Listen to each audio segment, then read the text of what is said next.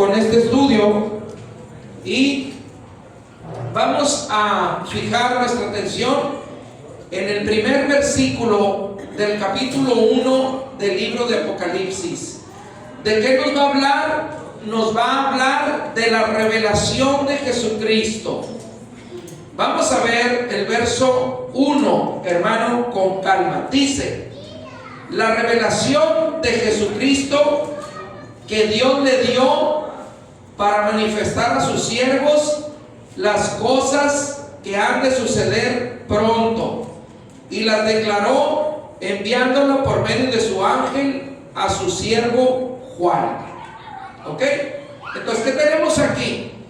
Que este libro, como dije al principio, es un libro ¿de qué? De revelación. De revelación. ¿La revelación de quién? De Jesucristo. El Señor Jesús entrega esta revelación que recibe del Padre, dice la Escritura, y se la dará a conocer a Juan. ¿Sí? Y esta revelación, dice la Escritura en el verso 1, que fue enviada por el ángel. ¿Sí? Y que se le entregó a Juan. La revelación, hermano, nos va a dar a entender la identidad, la obra y el juicio de Jesús. Dice que esta revelación, a razón de lo que dice el libro, habría de suceder pronto, ¿sí? Pronto habría de suceder, como dice la Escritura, que Él vendría de manera repentina. Y recuerde que la Escritura dice que para el Señor 1000 años son como el día de ayer que ya pasó, y el día de ayer como 1000 años. Entonces, cuando habla en ese sentido, dice habrá suceder pronto, pues usted piense por un momento, nosotros tenemos 2000 años, un poquito más, que en el calendario que tenemos gregoriano se entiende, ¿verdad?, que para nosotros son 2000 años, ¿sí? Pero en el tiempo del Señor, pues estamos diciendo que para Él serían 2 días. ¿Sí me estoy explicando? Por eso cuando dice han de suceder pronto, es para que nosotros entendamos el lenguaje que se está utilizando. Porque si usted lo razona en su humanidad, dirá, bueno, pues pronto, pues si este mensaje tiene 2000 años predicándose, ¿no? Entonces entienda el lenguaje que se está utilizando aquí, ¿no? Que es un lenguaje de profecía, y quiero que usted comprenda esta parte. Si nosotros no estamos preparados, no habrá tiempo para prepararnos. Y para esto quiero que vaya conmigo a Mateo capítulo 25, verso del 1 al 13. Es una parábola muy conocida que de hecho hace poco predicamos de ella, y usted va a aprender o a recordar algo muy importante que ya lo hemos hablado en otro momento. Mateo capítulo 25, verso 1 en adelante. Lo voy a leer y lo explico brevemente porque usted ya conoce esta parábola, pero en la esencia de la parábola es lo que yo quiero dejarle en su corazón. ¿Ya lo tiene? Dice así: entonces el reino de los cielos, ¿qué dice? Será semejante a 10 vírgenes. Entonces dice, hermanos, dice, el reino de los cielos se va a aparecer o será semejante a 10 vírgenes que tomaron sus lámparas y salieron ¿a qué? A recibir el esposo. 5 de ellas prudentes, 5 insensatas. Las insensatas tomaron las lámparas, pero no tomaron aceite. Las prudentes tomaron aceite en sus vasijas y también sus lámparas. El esposo se tardó, cabecearon todas, durmieron. A la medianoche se oyó un clamor: he aquí viene el esposo, salir a recibirle. Entonces aquellas vírgenes se levantaron, arreglaron sus lámparas, pero las insensatas se dieron cuenta, que no tenían aceite, y le dijeron a las prudentes: denos de nuestro aceite, porque nuestras lámparas ¿qué? Se apagan. Mas las prudentes dijeron: para que no nos falte a nosotros y a ustedes, vayan a donde venden y compren para ustedes mismas. Pero mientras ellas iban, vino el esposo. ¿Y quiénes entraron? Las que estaban preparadas, dice, entraron con él a las bodas. ¿Y qué sucedió? La puerta se cerró. Después vinieron las otras vírgenes y dijeron: Señor, ábrenos. Mas él les dijo: de cierto les digo que no las conozco. Y aquí está la médula de la parábola, el verso 13. Fíjense en el verso 13. ¿Cuál es la recomendación? Velad, pues, ¿porque qué? Porque no sabéis el día ni la hora que el Hijo del Hombre ha de venir. Entonces aquí tenemos una lección acerca de esto que acabamos de leer en el verso 1. Dice: las cosas que habrán de suceder pronto.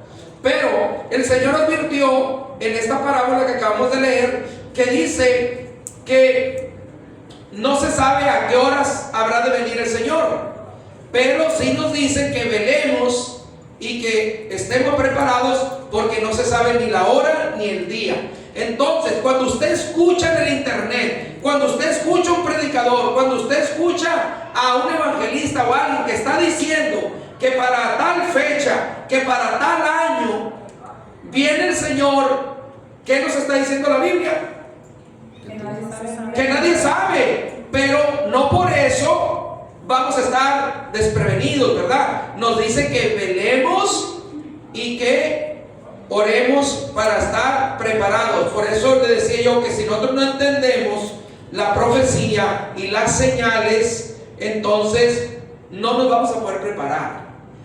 Más adelante vamos a estar hablando de las señales. Lo que yo quiero que usted ahorita comprenda es la importancia de esto que estamos diciendo. Quiero que vea conmigo también Mateo 23, 39, acerca de este mismo verso. ¿Ya lo tiene? Mateo 23, vamos a ver, Mateo 23, 39. Dice así: porque yo les digo que desde ahora no me veréis más hasta que digan: bendito el que viene en el nombre del Señor, ¿verdad? Entonces, ¿qué es lo que estamos esperando nosotros? La venida de nuestro Señor Jesucristo. Amén. Eso es lo que estamos esperando. Ahora, vamos al verso 2 de Apocalipsis. El verso 2 de Apocalipsis. ¿Ya lo tienen? Bueno, ya lo vimos. El verso 2 dice: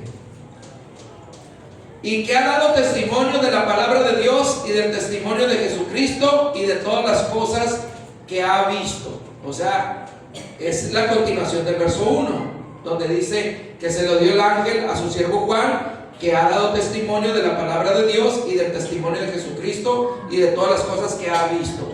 Este verso 2 nos está diciendo, ¿verdad?, que Juan ha dado testimonio de la palabra de Dios y también ha dado testimonio del Señor Jesucristo y de lo que él ha visto. Él nos está diciendo en esta carta que él va a hablar de lo que ha visto, de lo que le mostró el Señor. ¿Ok? Entonces, nosotros que tenemos que entender aquí es ser capaces de entender la palabra de Dios y la obra del Señor en lo que es el tiempo en el que nosotros estamos aquí. O sea, nosotros tenemos que entender qué es lo que el Señor ha venido a hacer, no solamente en la humanidad, sino en nuestra vida. O sea, usted debe de tener siempre presente, hermano, que el Señor nos ha llamado para ser salvos, no para condenarnos, no para que ser objeto de la ira de Dios. Pero si nosotros no entendemos lo que Dios nos ha concedido, entonces ese día nos puede sorprender. ¿Por qué? Porque si ignoramos todo lo demás de la profecía, que obviamente lo vamos a ir viendo, entonces podemos caer en el engaño de este mundo y de Satanás. Recuerden que la Biblia dice, voy a comentarlo, eso es más adelante, solamente lo voy a comentar para que entendamos este verso 2. La Escritura dice que ese inicuo que viene por obra de Satanás con todo poder engañoso, y dice que si es posible para engañar aún a los escogidos. Entonces, cuando vemos este verso 2, donde dice que Juan ha dado testimonio de la palabra de Dios y del testimonio de Jesucristo y de las cosas que ha visto, usted y yo tenemos que entender que nosotros fuimos llamados del mundo para salvación.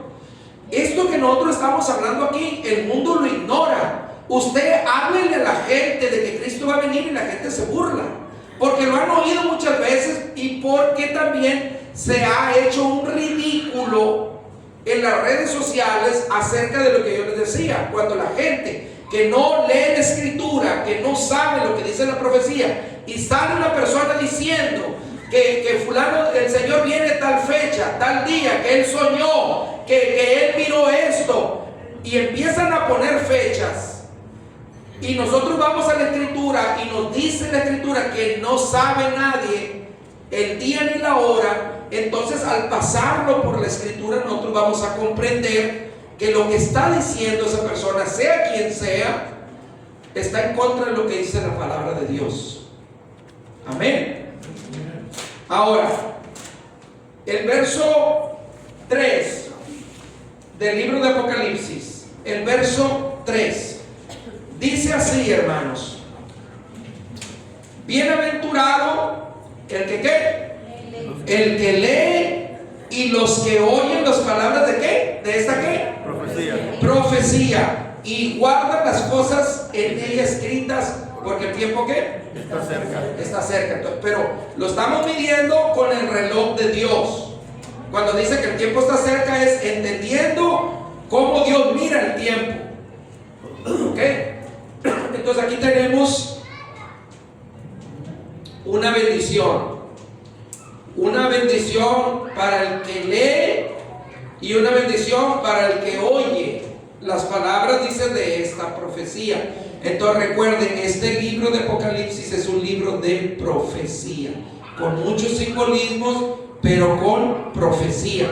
Por eso yo le decía al principio que no lo puede leer como un libro común. Por eso es que a veces se complica el entendimiento, porque cuando vemos la descripción, ahorita lo vamos a ver más adelante, de lo que el Señor dice, cómo se presenta, cómo lo percibe Juan, pues si usted lo trata de entender con la lógica, pues es muy difícil ahorita que veamos la descripción de lo que él mira. Entonces dice que es bienaventurado el que lee, el que oye las palabras de esta profecía, y dice que guardan las cosas que están escritas. Entonces miren, no solamente es de que yo sepa lo que dice el Apocalipsis, no es solamente que yo entienda el fin de los tiempos o las señales, sino dice que también es bienaventurado porque guardo lo que está en ella escrito. Amén. Amén. Hasta aquí vamos bien, hermanos. Amén. Ok, entonces vamos al verso 4 del libro de Apocalipsis. Aquí que tenemos, esto ya lo comenté. Okay. Dice así, aquí va a empezar lo que Juan va a empezar a describir. Juan dice a las 7 iglesias que están en Asia: gracia y paz a vosotros del que es, el que era y el que ha de venir, y de los 7 espíritus que están delante de su trono. Amén. Entonces, fíjese bien, dice que este saludo lo está dando del que es, el que era y el que ha de venir. ¿Quién es? ¿A quién podemos identificar ahí? A Jesús. Ok, estas iglesias, como ya lo comenté en otras ocasiones, eran las iglesias que estaban en Asia, que hoy por hoy se encuentran en Turquía, lo que es la actual Turquía, que a detalle lo vamos a ver en los siguientes capítulos. En el capítulo 2 vamos a ver a detalle esas iglesias que se ubicaban en ciudades que algunas existen, otras cambiaron de nombre, pero la mayoría están, ¿verdad?, en la parte de Turquía, ¿no? Que se refiere este capítulo que mencionamos. Y lo otro que acabamos de ver, ¿verdad?, es lo que acabamos de aclarar: el que era, el que es y el que ha de venir. ¿Ok?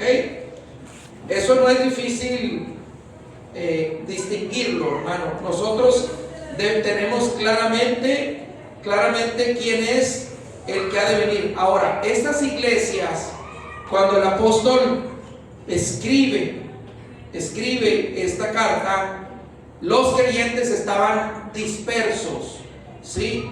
Algunos estaban exiliados de su tierra, ¿no? Entonces, aquí hay algunos aspectos importantes que se mencionan en este verso, como la palabra gracia y paz, ¿sí? Entonces, nosotros hemos alcanzado la gracia como un don inmerecido. Por eso le digo que usted tiene que ir comprendiendo con quién tiene que ver estos primeros versos. Quiero que vaya conmigo a la carta de los Efesios capítulo 2 y vamos a leer del verso 8 al 10. Vamos a ver, hermano,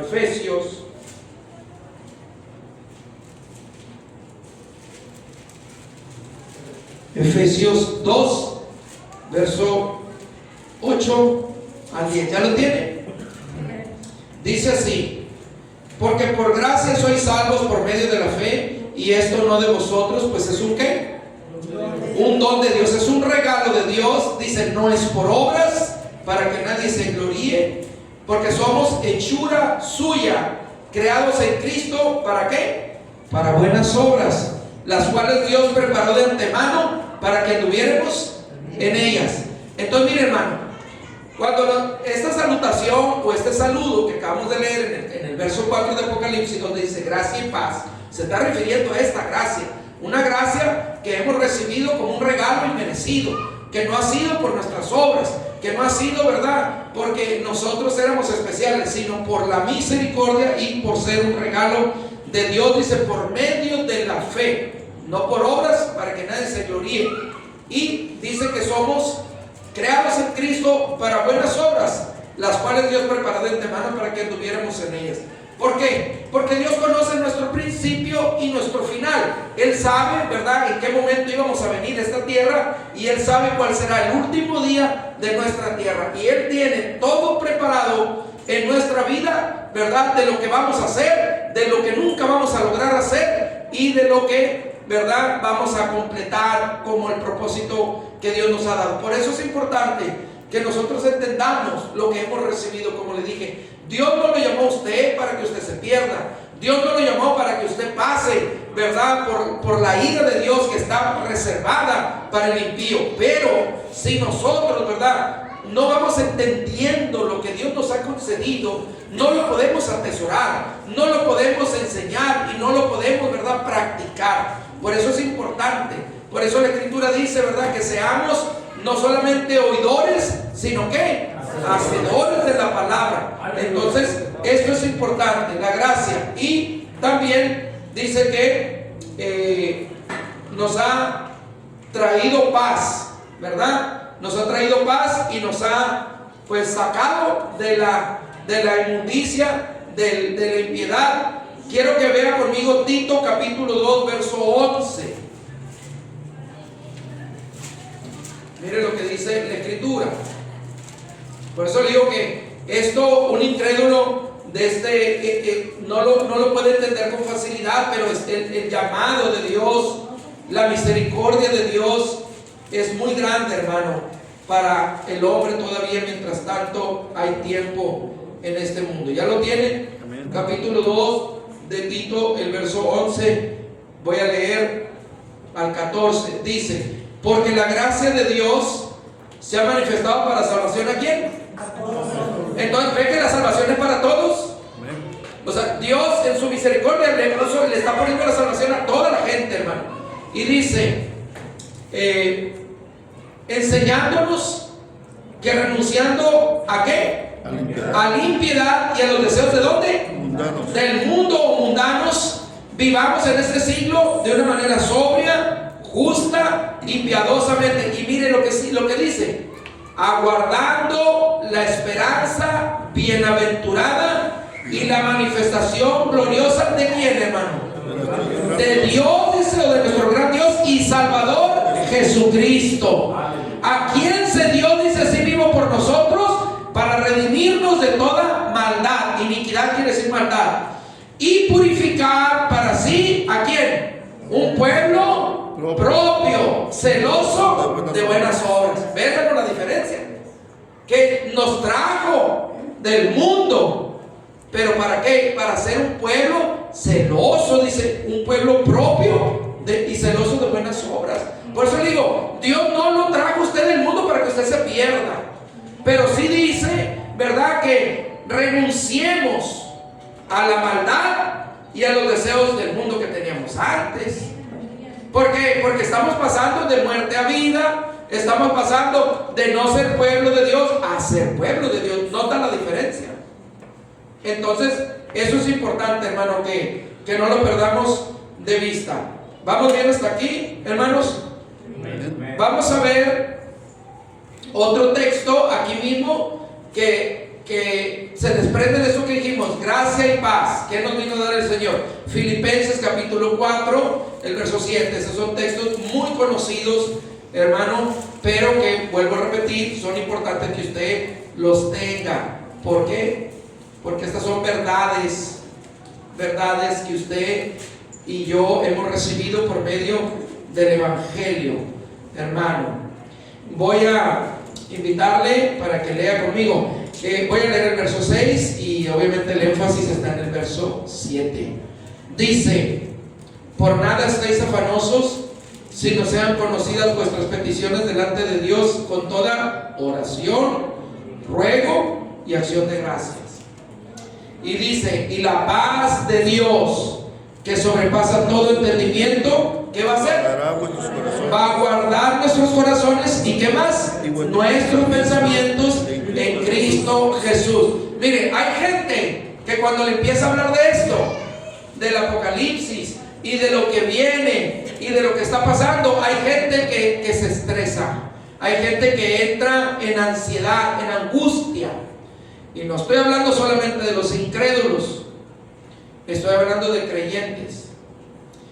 Entonces aquí la Escritura nos dice que la paz de Dios sobrepasa todo entendimiento, va a guardar nuestro corazón y nuestros pensamientos en Cristo Jesús.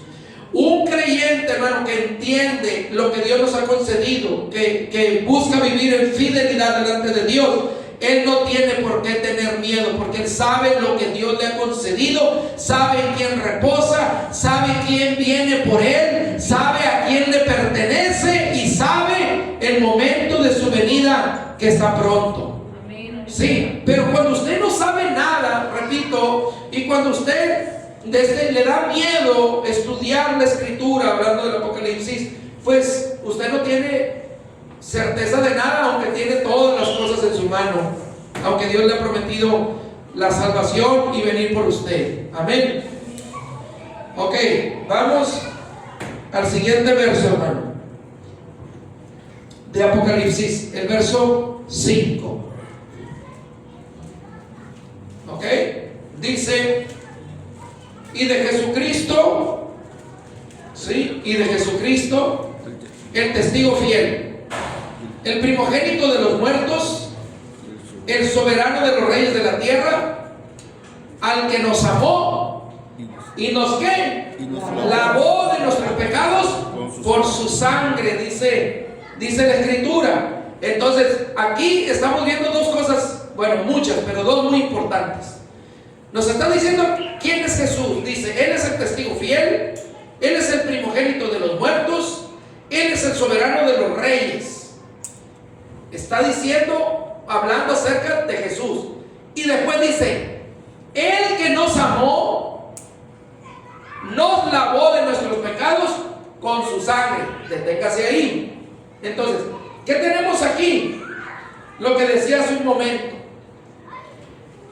Es muy triste, hermano, cuando alguien puede pensar o sentir que el Señor no le oye, que el Señor no le ama, que el Señor no le ayuda, o se siente usted desamparado. Aquí la Escritura dice que Él nos amó.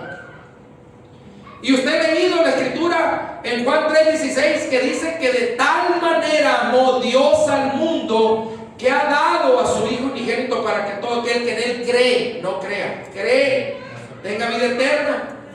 ¿Sí? No se pierda, mas tenga vida eterna. Ahí está el amor de Dios, hermano, expresado a su humanidad, que a veces no lo conoce, no lo comprende. Y dice que Él nos lavó de nuestros pecados en su sangre. Y dice la Escritura, Tito, ¿verdad? Dice que fuimos lavados de nuestros pecados y que por el lavamiento y la regeneración del Espíritu Santo en nuestra vida. Cuando venimos al bautismo, ¿verdad? El bautismo nos lava, nos limpia, dice la Escritura. No quita las inmundicias de la carne, pero dice es como demanda de una buena conciencia delante de Dios.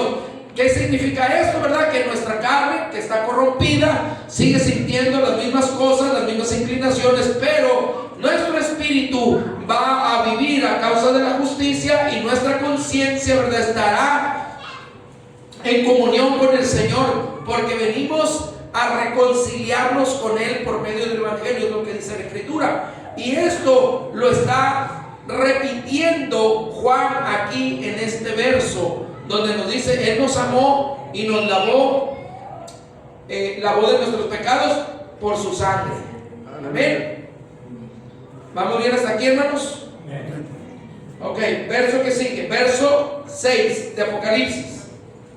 Verso 6 dice, y nos hizo reyes y sacerdotes. ¿Para quién? Para Dios su Padre. A Él sea la gloria, el imperio por los siglos de los siglos. Amén. Entonces miren, por eso cuando decimos que la iglesia tiene que ser diferente, y cuando decimos la iglesia no nos referimos a las paredes, nos referimos a los hermanos, a los creyentes, es porque hay una razón, y esto no es solamente un distintivo de la iglesia que le está recordando. Yo quiero que vaya conmigo al libro de Éxodo, el capítulo 19. Vaya conmigo al libro de Éxodo, capítulo 19, hermano, el segundo libro de la Biblia. Vaya conmigo.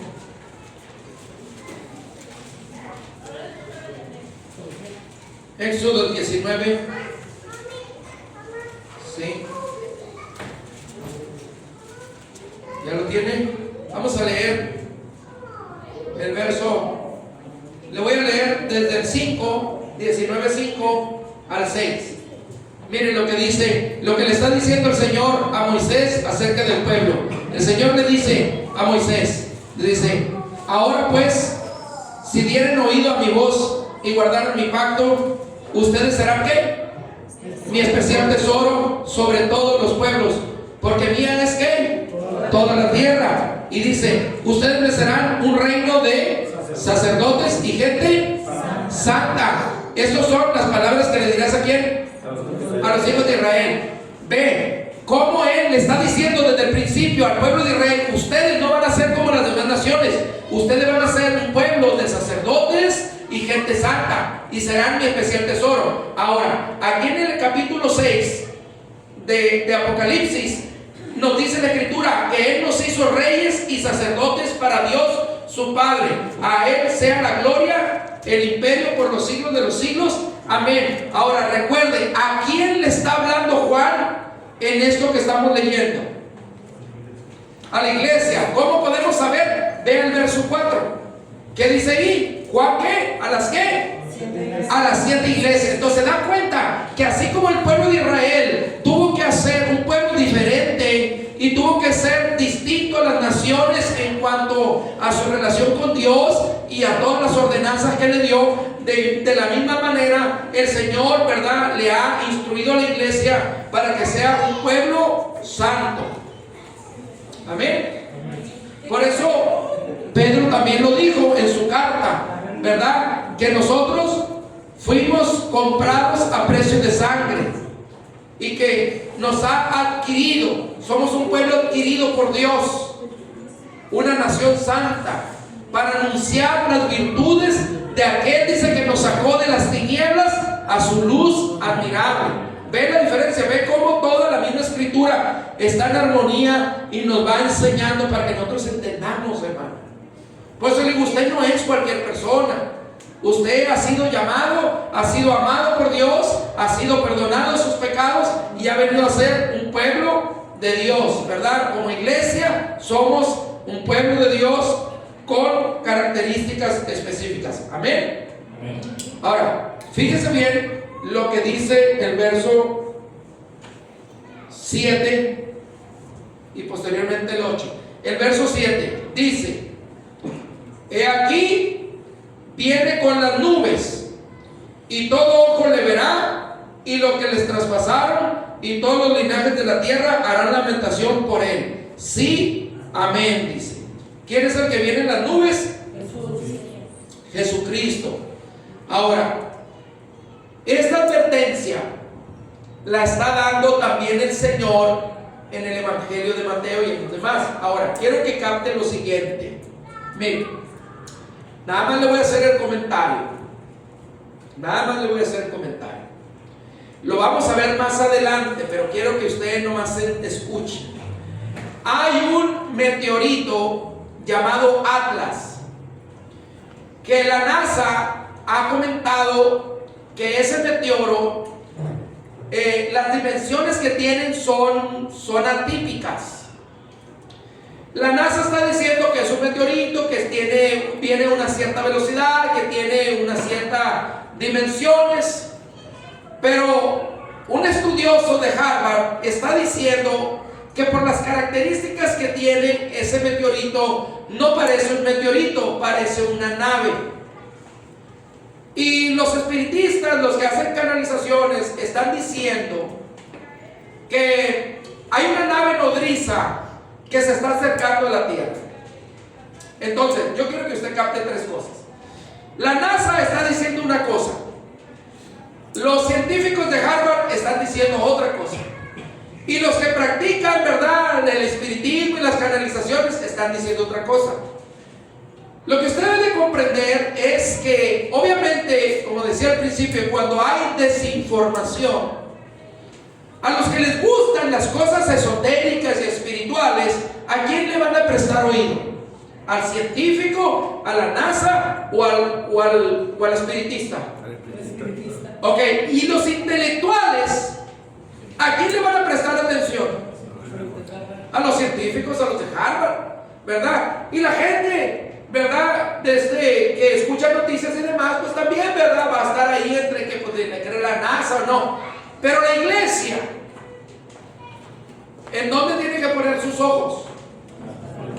En la Escritura, hermano, en la Escritura. Y la Biblia dice: he aquí viene con las nubes. Miren lo que dice Mateo 24. Vamos al capítulo 24 de Mateo. Mateo 24, 30. Miren, el capítulo 24 de Mateo nos habla de las señales, ¿sí? De las señales antes del fin, dice la Escritura, ¿sí?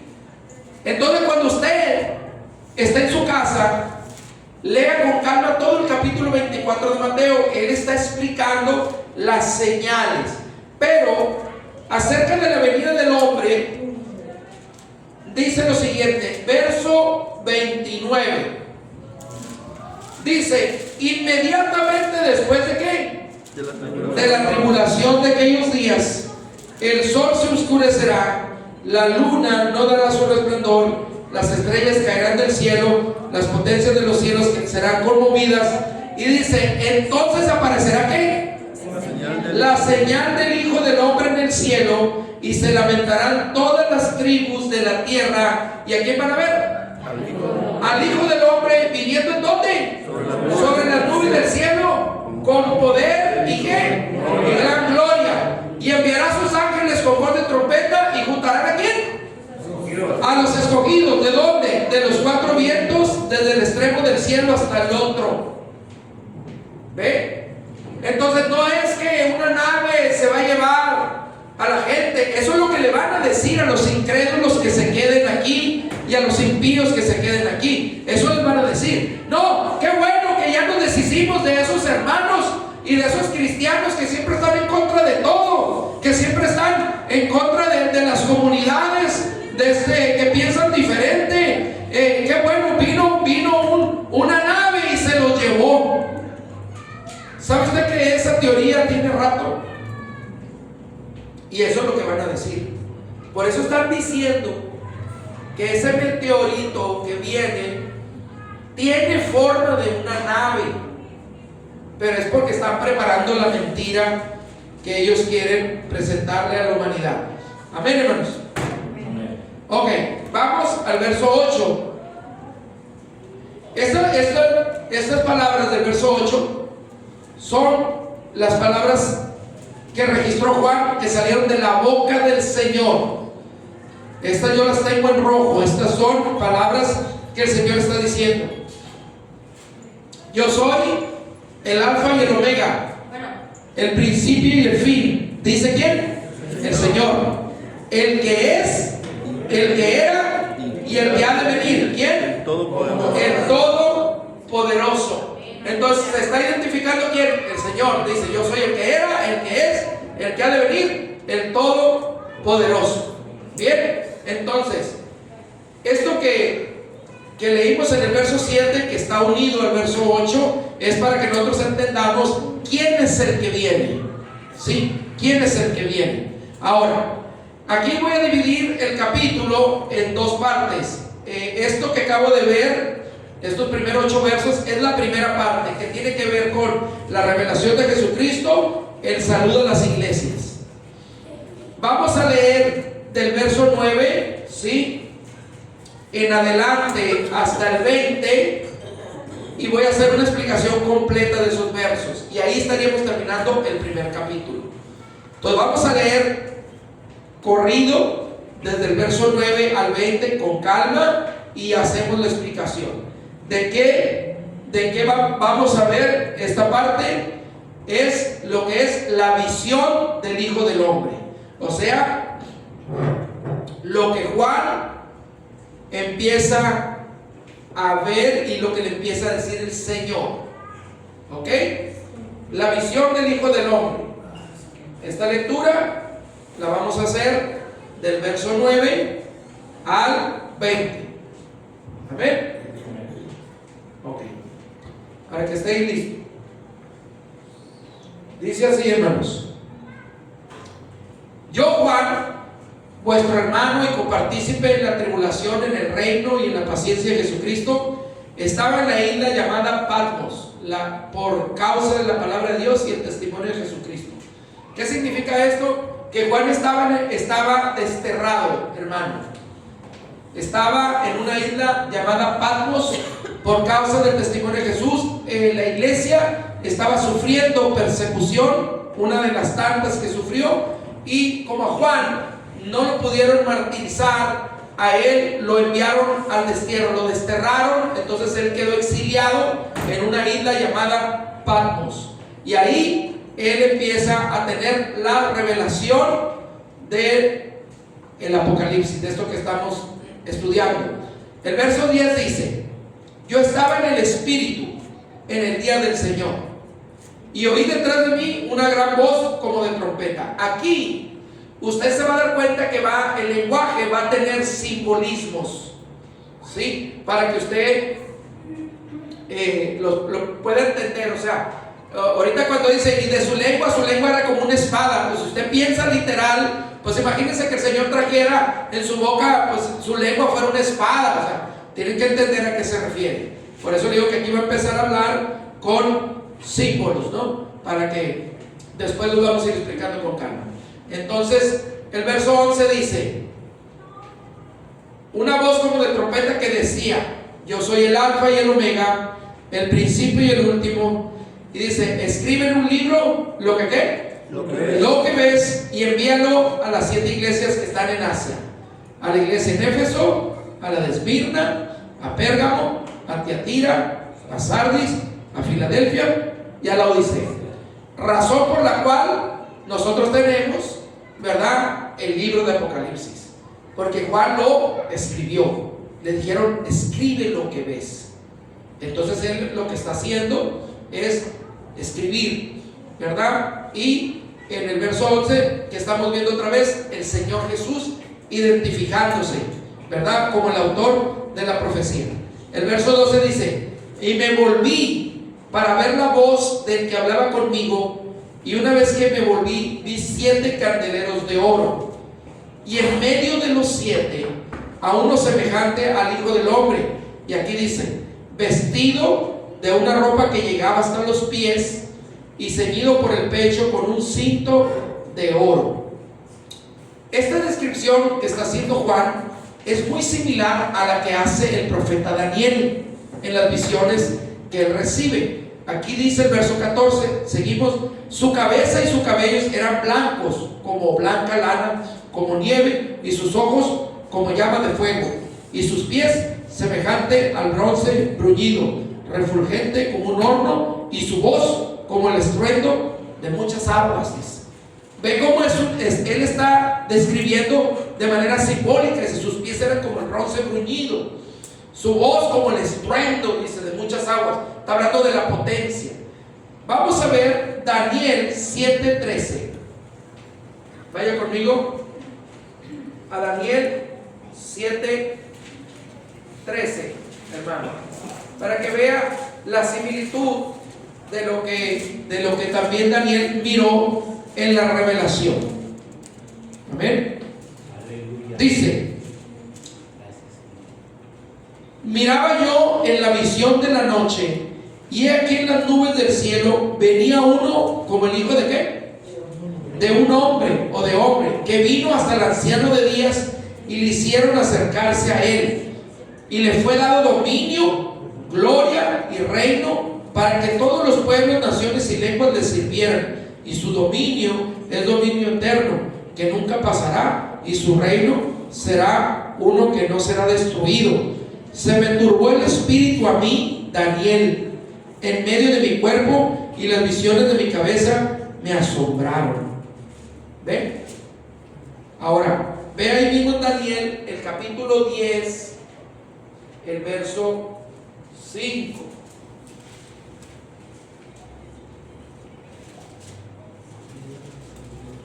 Bueno, vamos a leer del 1 para que vea el contexto. Vamos a ver desde el verso 1 para que vea el contexto del capítulo 10 de Daniel. Dice, que está hablando de una visión junto al río. Dice, en el año tercero de Ciro, el rey de Persia, me fue revelada palabra a Daniel, llamado Belsasar. Y la palabra era verdadera y el conflicto grande. Pero él comprendió la palabra y tuvo inteligencia en la visión. En aquellos días yo, Daniel, estuve afligido por espacio de 3 semanas. No comí manjar delicado, ni entró en mi boca carne, ni vino, ni me ungí con ungüento, hasta que se cumplieron las 3 semanas. El día 24 del mes primero estaba yo a la orilla del gran río y de Gel. Y alcé mis ojos y miré, he aquí un varón vestido de lino y ceñidos sus lomos de oro de Ufaz. Su cuerpo era como berilo, y su rostro parecía como relámpago, y sus ojos como antorchas de fuego, sus brazos y sus pies del color del bronce bruñido, y el sonido de sus palabras como el estruendo de la multitud. ¿Ven? La similitud. Entonces, aquí lo que estamos viendo, pues, en esta lectura, cómo tanto Juan en su visión está identificando, ¿verdad?, al Señor, y está describiéndolo con este lenguaje simbólico, y Daniel también, ¿verdad?, en las visiones que él tuvo, tenía también esas revelaciones, ¿no? Ahora, el verso 16 de Apocalipsis dice lo siguiente: tenía en su diestra, o sea, en su derecha, 7 estrellas, de su boca salió una espada aguda de 2 filos, ¿ve? Y su rostro era como el sol cuando resplandece en su fuerza. Cuando le vi, caí como muerto a sus pies, y él puso su diestra sobre mí diciéndome: no temas, yo soy el primero y el último. Y agrega el verso 18: el que vivo y estuve muerto, mas aquí vivo por los siglos de los siglos. Amén. Y tengo las llaves de la muerte y del Hades. ¿Quién es? Jesús. Y dice: escribe las cosas que has visto, las que son y las que han de ser después de estas. Y aquí ve cómo en este verso 20 la Biblia se interpreta a sí mismo acerca de lo que él miró en su mano. Miren, por eso le digo que aquí hay una combinación. En el libro de Apocalipsis usted se va a dar cuenta que va a haber símbolos que más adelante se explican por sí mismos, y otros, ¿verdad?, requieren entendimiento y requieren inteligencia, como dijo Daniel. Tuve, dice, inteligencia acerca de la visión. Por eso le digo, no se tiene usted que llevar porque dijo fulano, no, o sea, tenemos que pedirle a Dios revelación, sabiduría, entendimiento a la luz de la palabra. Mire, el verso 20 es, como dije, la demostración de que la misma escritura se interpreta a sí mismo en esta parte. Dice, el misterio de las 7 estrellas que has visto en mi diestra, o sea, en mi mano derecha, y de los 7 candeleros de oro. Aquí lo explica, dice, las 7 estrellas que son los 7 ángeles, y los 7 candeleros de oro son las 7 iglesias. ¿Qué fue la visión que miró Juan en el verso que vimos al principio? Dice, vi a uno como hombre en medio, ¿sí?, en medio de los candeleros. Entonces aquí nos está diciendo que las estrellas son los ángeles y los candeleros son las iglesias. Por eso cuando usted lee el capítulo 2, verso 1 de Apocalipsis, dice, escribe al ángel de la iglesia en Éfeso. Algunos interpretan que los ángeles en esta terminología se refería a los pastores de la iglesia, ¿sí? Por eso Hebreos dice que Él hace a sus ángeles ministradores y que hace a sus ángeles espíritus y a los ministros llamas de fuego.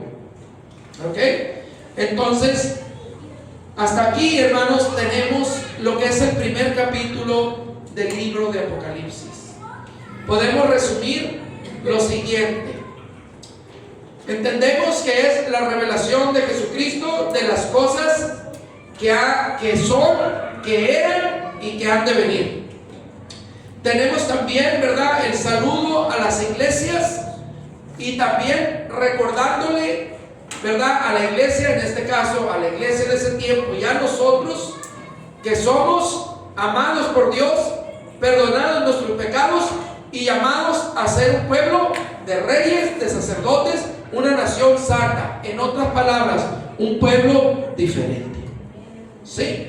Y lo siguiente que vemos es la visión que tiene Juan, donde de manera directa él está teniendo, ¿verdad?, una revelación y una manifestación del Hijo de Dios, o sea, de Jesucristo, y le está dando evidencias de que Él es el primero y el último, de que Él es el que estuvo muerto pero aquí vive, y también es el que viene en las nubes. Si hiciéramos un resumen muy concreto, eso es el primer capítulo de Apocalipsis. ¿Está difícil? ¿Se les hizo complicado? No. Por eso digo, si vamos siguiendo el orden y viendo lo que dice la Escritura, no tiene por qué tener usted complicación ni miedo, como dicen. Obviamente, hermanos, hay capítulos que son más extensos y un poco más complicados, pero con la ayuda de Dios vamos nosotros a aprender y entender. Y aparte voy a ir yo agregando información. Le voy a poner algunos videos para que usted vea lo que está pasando, pero no fábulas, lo que está pasando, para que usted vea y pueda discernir en qué tiempo estamos viviendo y cuánto tiempo, si lo vemos a la luz de la palabra, cuánto tiempo queda, ¿verdad? No estoy diciendo que usted y yo aquí, terminando el libro de Apocalipsis, vamos a sacar una fecha, ¿verdad? No, sino simple y sencillamente vamos a ser conscientes del tiempo que estamos viviendo. Amén. Bueno, hermanos, vamos a terminar aquí. ¿Alguien tiene alguna pregunta de este capítulo 1? O sea, ¿está claro? ¿Hay algo que no entendió de lo que mencioné? ¿O estamos bien hasta aquí, hasta donde vamos? ¿Está claro? Amén, hermano. Las 7 lámparas, ¿a qué se refería, señor? Las 7 iglesias. Son las 7 iglesias, los candeleros son las 7 iglesias y las estrellas son los ángeles, que los teólogos, ¿verdad? Comentan que hace alusión a los pastores, porque pues el pastor es el responsable de la congregación, y dice: escriben al ángel de la iglesia en Éfeso, el que tiene las 7 estrellas en su diestra, el que anda en medio de los candeleros, dice: yo conozco tus obras y tu arduo trabajo y tu paciencia. ¿Quién está hablando? De la iglesia. Entonces, que eso lo vamos a ver adelante, ¿no? Amén. Bueno, hermanos, vamos a terminar aquí. Vamos a terminar aquí.